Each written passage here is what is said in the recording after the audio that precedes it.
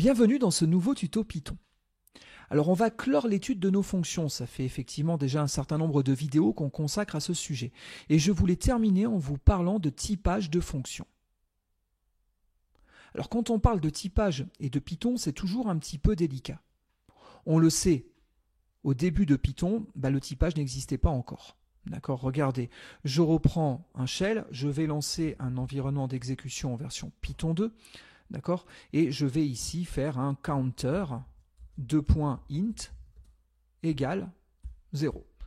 Vous le savez, normalement, cette syntaxe est ce qui permet à partir de Python 3 de pouvoir typer nos variables. D'accord ? Et donc, si je mets ici égale 0, ça c'est ma valeur initiale. Or, ici, ça ne marche tout simplement pas parce qu'on est en Python 2. D'accord ? Pour rappel, si vous faites la même chose avec du Python 3, cette fois-ci, tout va bien. Counter 2.int égale 0, ça marche mieux. Bon, c'est pareil pour vos fonctions. Avec les vieilles versions de Python, on ne pouvait pas typer vos fonctions. Et du coup, ce qu'il faut comprendre, c'est que pendant des décennies, on a fait sans ce concept-là. Donc les développeurs ont pris des habitudes, ils ont produit beaucoup d'informations sur Internet, et la plupart du temps, quand vous trouvez des exemples de code Python, on ne type jamais. Regardez, pour preuve, je vais fermer ça, et je vais reprendre un document que je suis allé chercher sur Internet, qui vous parle de comment définir, des fonctions. Je ne suis pas n'importe où, je suis sur python.org, on est bien sur la branche 3 et on est avec le tutoriel.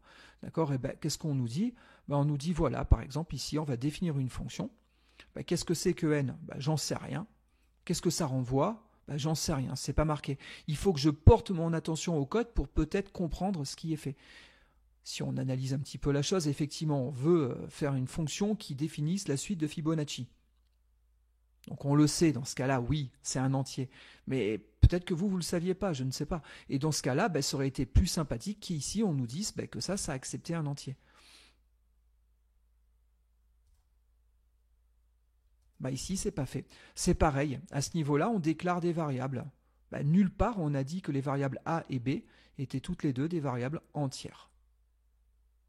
Bon, ça c'est dommage, mais c'est le type de code que vous trouverez le plus souvent quand vous allez chercher sur Internet. Bon, maintenant, c'est pas parce que la majorité des gens font comme ça que c'est forcément la meilleure des façons de faire. Pour preuve, au fur et à mesure de Python, on s'est aperçu que ça manquait, et progressivement, on a rajouté des informations par rapport au typage, et notamment au typage de vos fonctions. Alors, tout ça, ça a commencé avec Python 3, mais à l'époque, ce n'était pas opérationnel. Il a vraiment fallu attendre Python 3.5 pour qu'on ait quelque chose de sérieux.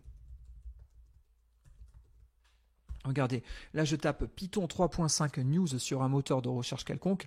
Normalement, vous devriez retrouver ce genre de page en tête. D'accord ? Il en existe une, 2 pages par version de Python. D'accord ? C'est un document qui liste toutes les nouveautés qui sont apparues avec cette version-là. Chaque nouveauté a donné lieu à ce qu'on appelle une PEP, une Python Enhancement Proposal. D'accord ? Il y en a ici un certain nombre. Il faudrait aller jusqu'en bas de la page pour tout consulter. Mais en tout cas, vous avez notamment la PEP 484. Et puis on pourrait parler aussi de la PEP 483. Et donc cette PEP, elle dit quoi ? Elle dit comment typer sérieusement vos éléments. Et donc ici, ça tombe bien, on a un exemple de fonction. Il est dit que cette fonction, elle s'appelle greeting, elle accepte en paramètre une chaîne de caractères et renvoie une chaîne de caractères. Voici son code. D'accord ? Et donc cette information-là, maintenant on peut s'en servir pour donner plus d'informations sur ce qui est censé accepter votre fonction. Si le sujet vous intéresse, je vous invite à aller voir la PEP 483 et la 484 pour avoir plus d'informations. Vous aurez noté, ces PEP sont écrites par qui ? Par Guido van Rossum directement. Il faut savoir après que tout ça a été enrichi au fur et à mesure. On ne s'en est pas arrêté à la version 3.5. Le typage, pour moi, il est pleinement opérationnel à partir de Python 3.10. Avant, il manquait encore des choses. D'accord ? La version 3.9 a été un grand pas en avant. La 3.10 finalise de manière nickel la problématique du typage. D'accord ? Alors, à l'époque où j'écris où je fais ce tuto, il faut savoir que la version 3.10 est encore en bêta. mais dans les futurs mois et années à venir, hein, tout ça, ce sera pleinement opérationnel. Bon, très bien. Du coup, on va essayer de mieux comprendre ces sujets-là. Et donc, regardez, je vais déjà essayer de jouer avec des fonctions classiques et standards. Regardez, j'aurais pu faire un import math. Pourquoi pas? Et là, j'aurais pu faire un print de math.factorial de 3.6. Alors, les matheux sont peut-être en train déjà de crier. Mais imaginons qu'on ne sache pas exactement toutes les contraintes de cette fonction factorielle. En gros, la factorielle, ça s'applique sur un entier. Ça ne s'applique pas sur un flottant. Mais pour autant, là, il n'y a rien qui a été dit au niveau de la fonction math. Quand je fais math.factoriel de 3.6, il me dit quoi?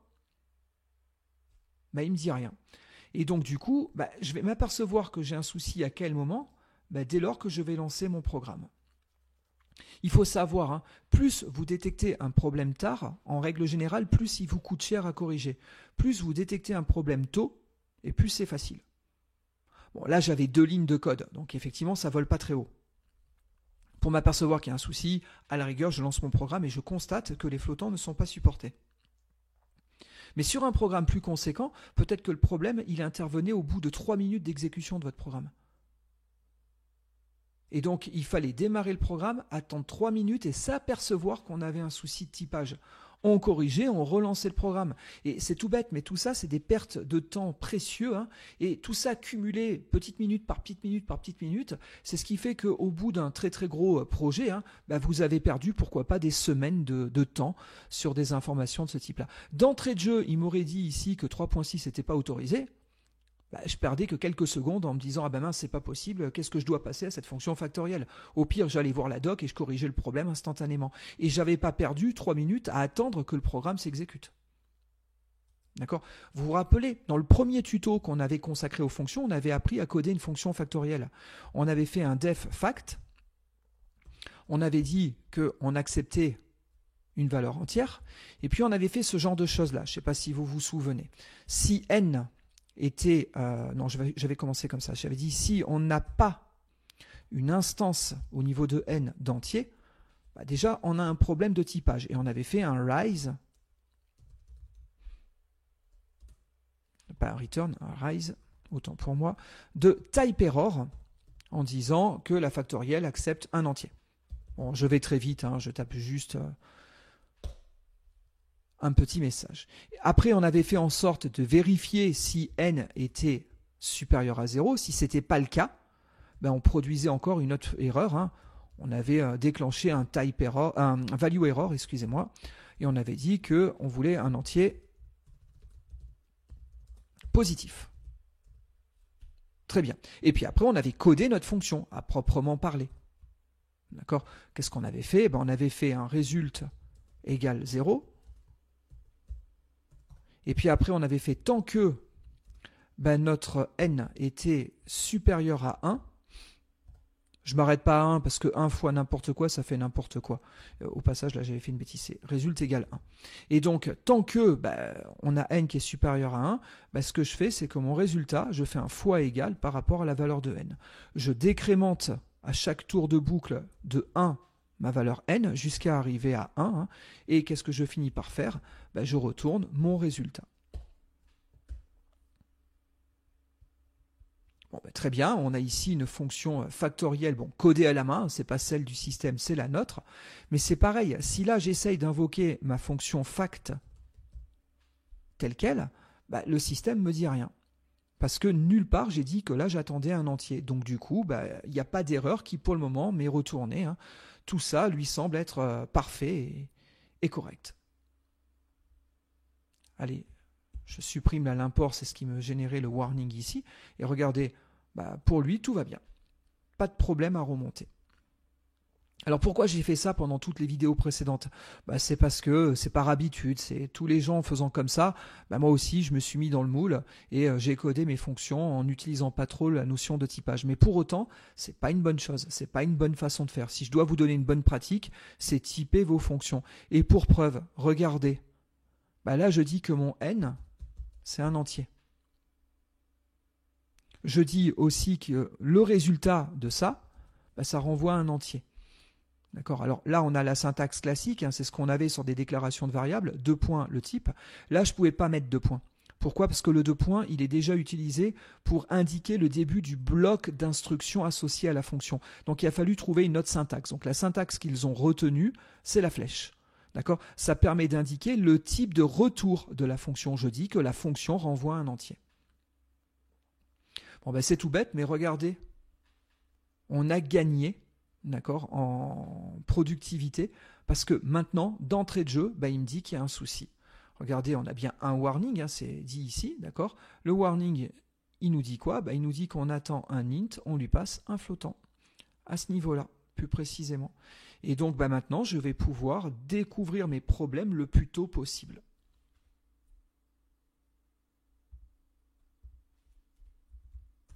Regardez, je récupère bien cette fois-ci, quoi, je passe bien un flottant et tout va bien. Regardez, je vais récupérer le résultat, je vais faire R égale fact de 3.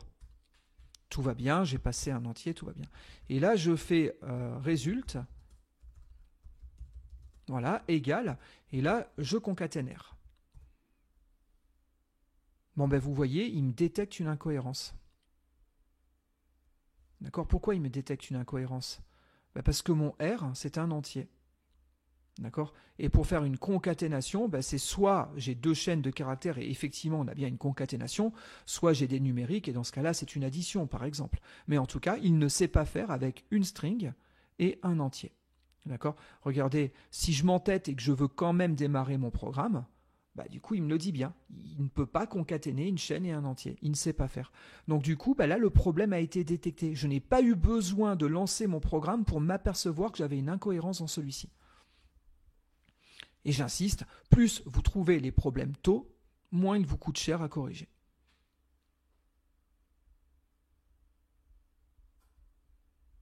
Bon, j'aurais pu le dire aussi ici, hein, que ça c'était un entier. Ça aurait été bien. Hein.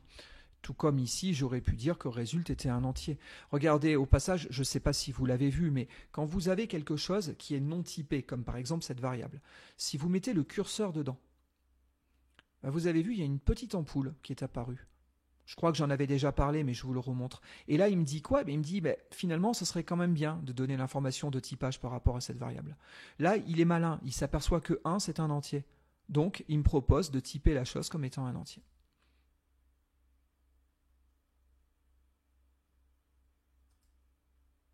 Bon, dans ce cas-là, j'ai plus qu'à corriger mon programme ici en lui disant que R étant un entier, il faut que je le transforme en chaîne de caractères. Ou bien que je fasse une injection de valeur dans une chaîne formatée. À moi de choisir, mais dans tous les cas, il m'a dit que tout à l'heure, ça n'allait pas. Regardez, je vais considérer un autre exemple. On va imaginer, je fais un def do something. Et ce do something prend 2 paramètres A, B. Et là, je fais un return de A plus B. On peut même imaginer que ici, je veuille faire quelque chose avec mes paramètres. Mais si je fais A point, qu'est-ce qu'il me propose? On va dire pas grand-chose. Vous voyez, là, il me propose des mots-clés ou des petits assistants qui vont générer des séquences de code. Mais en gros, il ne sait pas trop quoi me proposer sur A point. Pourquoi? Parce qu'il n'a pas la moindre idée de ce que vont être A et B. Il n'a pas les informations de typage. Donc même en termes d'écriture de code, c'est une sacrée aide d'avoir ce genre d'informations-là, parce que ça vous permet d'être efficace. D'accord? Là, en l'état, vu que je n'ai pas mis mes informations de typage sur do something, quand je vais faire A point, il ne me propose rien. Imaginons que j'ai dit A point truc égale 2. Du coup, après, il va partir du principe qu'il y a un humain qui est plus intelligent que lui. Comme j'ai marqué ici A point truc, et comme lui, il n'est pas capable de déterminer quoi que ce soit, quand je fais A point, il me fait confiance. Et il me dit, tiens, a priori, il y a un truc. Mais ça, pour le coup, il ne l'a pas trouvé en analysant le code, du moins en analysant les librairies ou les types que j'utilise. Il a simplement trouvé ça en regardant ce que moi j'ai tapé. Si là, je me suis trompé, parce que j'ai mal orthographié ma propriété ou ou la chose qui est ici, bon bah du coup, qu'est-ce qui garantit qu'après c'est correct? Bah rien. Du coup, vous allez propager l'erreur dans le reste du programme. D'accord? Donc c'est dommage. Si à la place de faire ça, si ici j'avais dit que A, c'est une chaîne de caractères, si j'avais dit que B, c'était aussi une chaîne de caractères, et si j'avais dit qu'au final je renvoie une chaîne de caractères, ben là ma fonction était un petit peu plus robuste. D'accord? Ce qui veut dire que si je fais A point, ben cette fois-ci il m'aide, il sait que A est censé être une chaîne de caractères, donc il me propose les méthodes disponibles sur la classe str. D'accord? Donc si je voulais après faire des choses, si je voulais faire A égale A.capitalize, pour mettre la première lettre en majuscule, et si je voulais faire B égale B.capitalize, voilà, pour pouvoir mettre aussi la deuxième lettre en majuscule, bon bah du coup, vous avez vu, j'ai quasiment rien tapé. Je me suis laissé guider et j'ai généré les appels de méthode en faisant tab ou entrée, hein, une fois qu'il m'avait suggéré une proposition. Et donc du coup, après, bah, si je veux faire des choses autres, bah, j'ai plus qu'à les faire. Et du coup, bah, si jamais je me trompe, et si à un moment donné, je fais un do something avec autre chose, je sais pas, j'ai passé un 3.2 et trou. Bah, vous avez vu encore une fois, bah, on a de l'assistance. Et il me dit, mais non, il y a un pépin. Do something, c'est une fonction qui prend deux paramètres de type string et qui renvoie une chaîne de caractères. Donc là, il me dit, a priori, il y a un souci. Alors, n'oubliez pas une chose, hein, regardez, je vais enlever ces deux lignes parce qu'elles m'embêteraient. Je vais aussi enlever la chaîne de caractères, là, elle m'embêterait aussi. Je vais simplement faire A plus B. D'accord? C'est pas parce que j'ai dit que je voulais que des chaînes de caractères que ça ne marche que avec des chaînes de caractères. Regardez, là je vais envoyer 3 et 7. Et là je vais envoyer Toto et Titi.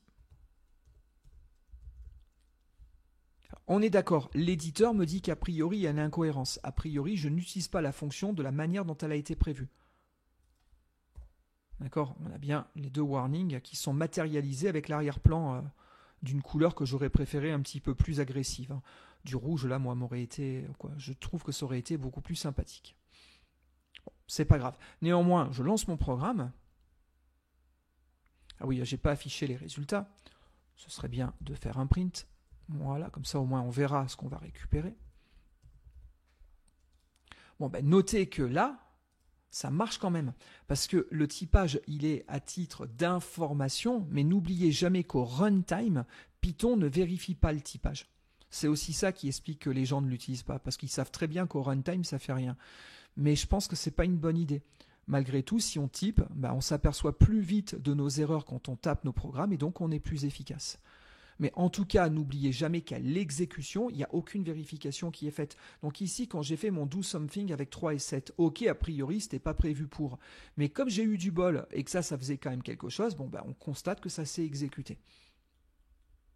D'accord? Donc n'oubliez pas ça. Hein. C'est pas parce que vous avez mis une information de typage que ça va bloquer l'exécution du programme si jamais vous ne respectez pas. Là où ça va planter, c'est plus tard. Regardez, je remets mon programme tel que je le voulais tout à l'heure.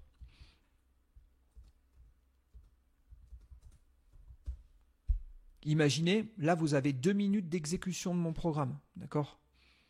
Avant d'arriver dans cette fonction. Voilà, on a un programme, il met un certain temps avant qu'on arrive à déclencher ça. Et là, on va avoir un souci. Parce que si je passe quelque chose qui n'est pas une chaîne de caractères, je vais avoir du mal à le capitaliser, on est bien d'accord. Mais s'il m'a fallu 2 minutes pour arriver à ce point-là dans mon programme, ben, je vais perdre du temps pour m'apercevoir que ça ne marche pas. Après, je vais rentrer dans ma fonction, je vais aller voir à l'endroit qui va bien qu'est-ce qui s'est passé. D'accord, bah, c'est ici effectivement que j'ai passé 3 et 7. D'accord, donc il y a bien un problème sur ces deux paramètres. Mais autant que je le vois lorsque je tape, ça me permettra de gagner du temps. Si je le découvre runtime, ça va me coûter plus cher. Donc effectivement, bah, ça s'exécute, mais ça finit par produire une erreur, autant que je le détecte le plus tôt possible. Bon, bah, là, PyCharm est capable de me retourner ces informations.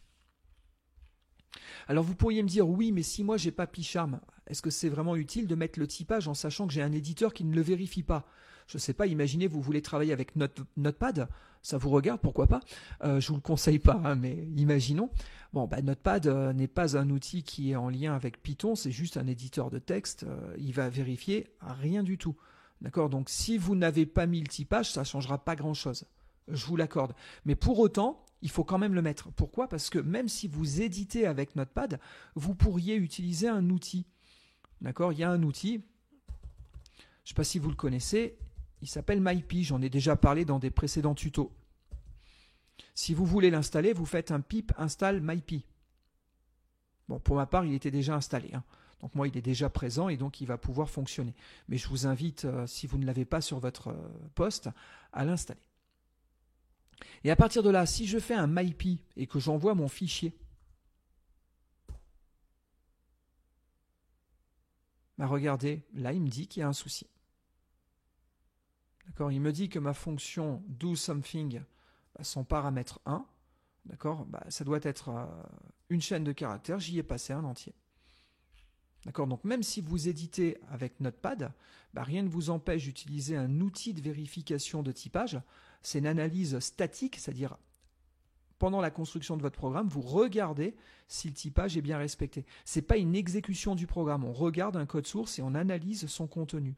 Et on détecte s'il y a des incohérences. Et donc on voit bien qu'il y a une deuxième incohérence. Encore une fois, je passe un paramètre avec une mauvaise valeur.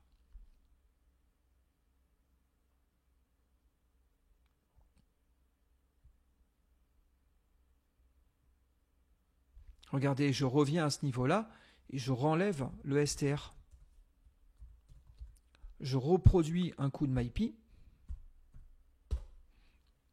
Bon, vous avez vu, j'ai une erreur supplémentaire. Il me dit qu'il n'est pas capable de faire une concaténation entre une chaîne de caractères et un entier.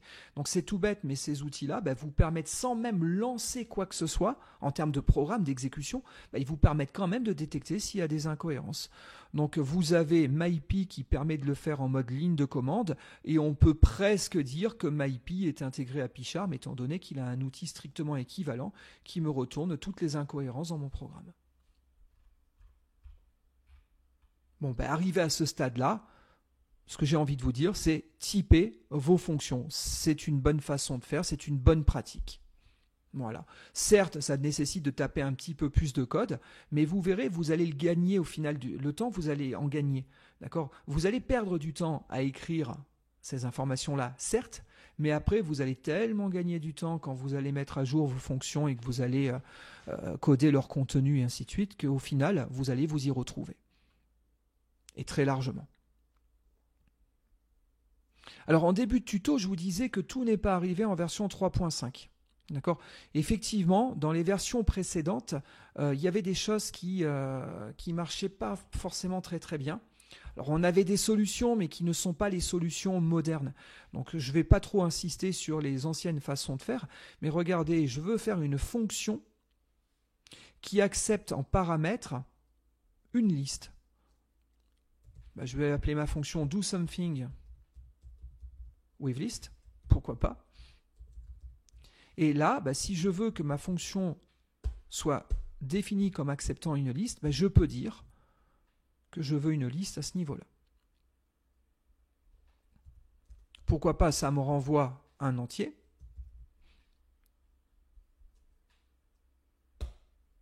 Et on imagine, je veux une fonction qui calcule la taille. Alors je suis d'accord avec vous, elle existe déjà cette fonction. D'accord, elle s'appelle sum. Quand je dis la taille, c'est la somme, excusez-moi. Et donc on a bien une fonction sum qui nous somme tous les éléments qui sont là. Mais imaginons, elle n'existe pas. Dans ce cas-là, je fais accumulator, pourquoi pas, c'est le nom de ma variable. C'est quoi ? C'est un entier, on imagine que c'est une liste d'entiers, d'accord ? Pour dire que c'est une liste d'entiers, je peux même le préciser à ce niveau-là.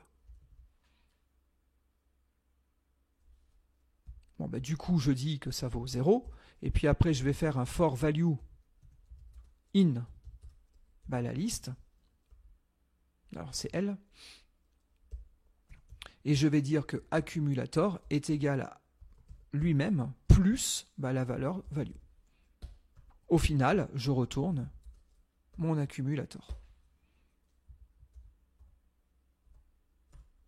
pourquoi pas.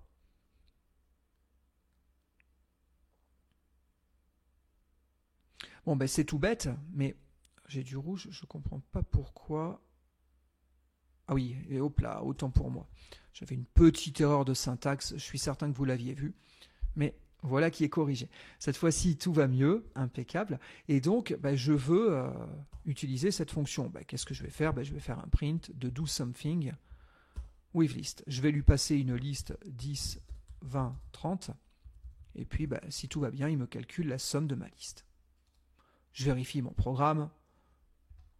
Et oui, on avait les erreurs de tout à l'heure. Si je ne corrige pas mes erreurs, effectivement, ça va aboutir à des problèmes. Donc je corrige tout ça, voilà, pour arriver au code que je veux. Très bien, donc ici, j'ai bien mon 60, tout va bien. 10 plus 20 plus 30, ça fait 60. Là, le L ici, c'est pas bien méchant, mais il vous dit que c'est trop court comme variable. Allez, on va l'appeler data, voilà, c'est ambigu, donc on va régler le problème. Allez, tout va bien, j'ai mon programme qui est au point, tout s'exécute bien. Bah, vous voyez, mais rien que le fait d'avoir utilisé ça, bah, c'est pas gagné cette histoire-là. Tout dépend de la version de Python que vous utilisez. Là, ma version par défaut, moi, c'est une 3.10, donc c'est la version la plus récente qui soit. Mais j'aurais pu faire un Python 3.9 ou 3.8, allez, pourquoi pas. Et j'aurais pu demander l'exécution de mon programme qui s'appelle Function Typing. Ben, vous voyez, ça ne se passe pas bien. Quand j'exécute mon programme, là, d'accord, à partir de ma version 3.8, ben, il a réussi à faire le début, mais il vient de se vautrer lorsqu'il a utilisé ma fonction qui travaille sur liste. Et en gros, il s'est vautré où? Bah, il s'est vautré à ce niveau-là. Il ne savait pas à l'époque aller chercher les crochets ici pour indiquer le type des éléments qui étaient stockés dans la liste. Et à l'époque, lui croyait que liste était un tableau et il me dit mais non, c'est pas subscriptable. Je peux pas mettre d'indice sur une liste, en tout cas sur le type liste. Bon, bah parce qu'il ne connaissait pas ces syntaxes-là. D'accord? Dès lors que vous passez en Python 3.9, bah, tout va bien. Dans le même ordre d'idées, peut-être que je voulais que cette fonction elle puisse travailler sur des listes ou des tuples. Ben pourquoi pas, je pourrais chercher à écrire ça.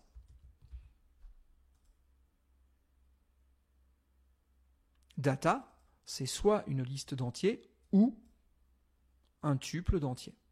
C'est vrai qu'au final, que ce soit une liste ou un tuple, on est d'accord que mon for va parfaitement fonctionner. D'accord, donc je peux, pourquoi pas, calculer la somme de toutes les données contenues dans ma liste ou dans mon tuple. Allez, j'exécute ça. Bah là, j'ai de nouveau une erreur. Pourquoi? Parce que ce pipe, à ce niveau-là, ce caractère utilisé pour dire où sur mes déclarations de typage, bah ça, c'est arrivé en Python 3.10. Faut-il avoir un Python moderne pour pouvoir supporter cette fonctionnalité? D'accord. C'est pour ça que je vous disais en introduction de ce tuto, bah effectivement c'est arrivé au compte-gouttes, au fur et à mesure. Hein. Et donc pour moi, voilà, maintenant, à partir de la version 3.10, on commence tout juste à avoir vraiment quelque chose de bien en termes de typage et vous pouvez plus ou moins définir toutes les signatures de vos fonctions à votre convenance.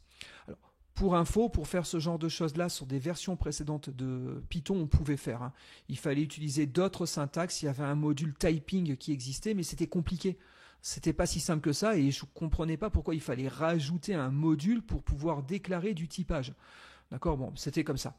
Bon, bah, c'est vrai qu'avec ces nouvelles versions de Python, bon, bah, c'est nickel. Bon, pour moi, on a perdu du temps. Hein. Toutes ces syntaxes-là qui sont arrivées maintenant, on aurait dû les avoir depuis Python 3.0, à mon sens.